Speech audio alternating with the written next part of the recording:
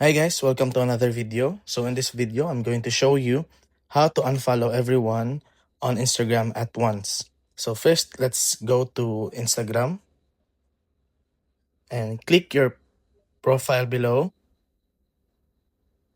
and go to the three horizontal lines in the upper right and then search for help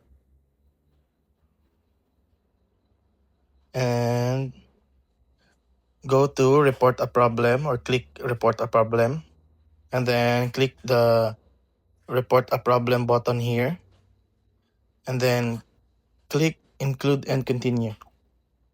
So you just have to type here the reason or the help that you need from Instagram. For example, I will type here, please help me unfollow all my following in Instagram.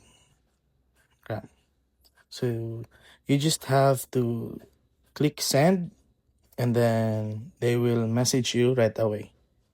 So that's it, guys. Thanks for watching.